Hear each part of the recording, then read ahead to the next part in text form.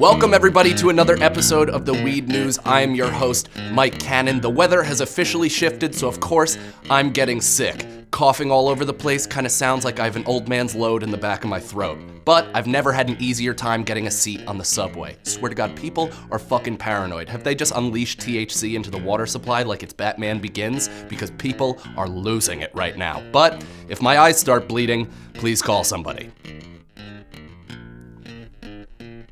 Our first story, a Florida sheriff took part in a debate on NBC over whether or not to legalize marijuana, and surprise, surprise, he said some outlandish shit. I know, weird, right? Florida, that hotbed of progressive thought. I need my fancy cue card because frankly, my memory is not what it used to be. Has nothing to do with the rampant pot use, more to do with the alcohol abuse. The sheriff said, this is about smokable marijuana for recreational use because people want to sit at home on Saturday nights with the strobe light on, Cheech and Chong playing, and smoke their pot. Wow, how dangerous, but by all means allow small dick racists the right to legally carry a gun and shoot a black kid whenever he dares to step off the curb. He continued, I don't want to take my 9-year-old daughter to Starbucks and walk through a cloud of marijuana smoke. First of all, why is your 9-year-old daughter drinking the strongest coffee in America? Just really needs to get her social studies homework done while she's tremoring in the corner. Just be like, Dad, I'm doing it. Is this good work? Is this good work? I don't know, honey, I didn't finish the 3rd grade. I also love how he's trying to keep one drug illegal while touting another. Also, your daughter is not our responsibility. I wasn't there when you chose to drop a batch in your high school sweetheart, so why do I have to live my life in accordance with your decision?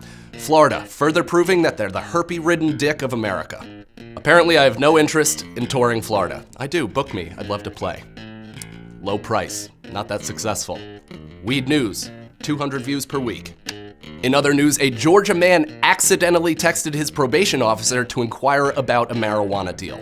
What did this idiot save this guy under, Chief Keef? Seriously, I feel like all I do is report on the dumb shit that men do. I have scoured the internet for some women weed fuck-ups and have come across nothing. Please, this is a call to arms. Will all of the Weed News fans, 17 of you, please scour the internet. Find some information about a woman that is fucked up with marijuana, because right now, I'm feeling like I'm reporting for Jezebel. And I've never felt like a fat lesbian muppet more in my entire life.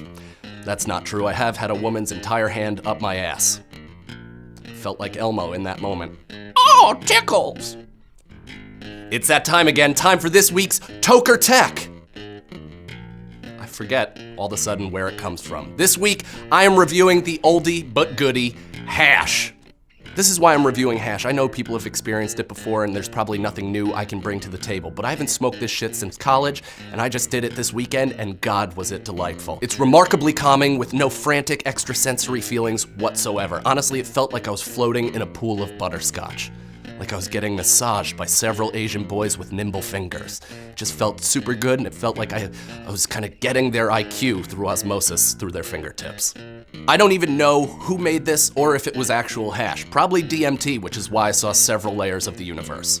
But it was brown, so it looked like somebody sprinkled a bit of diarrhea on top. I will say this, the one drawback I will say is it kind of tastes like a 70-year-old man's toenail. But all in all, I would 100% recommend hash if you could get your hands on it or if you can make it at home. From what I can understand, it's just kind of packing and tamping keef together until it becomes a block. I'm probably entirely wrong, but Google exists, so I'm sure you guys can use your little nimble Asian fingers to look it up.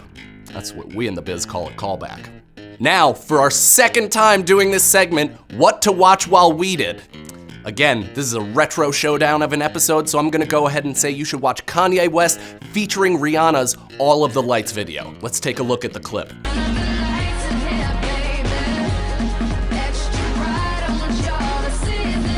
If you can get past the epileptic seizures, it's pretty stunning. It's everything you want in a video aside from Kanye West. It's bright, there's titties, it's a good song. Again, there's Kanye, so that kind of ruins it. But I will say, here's a warning.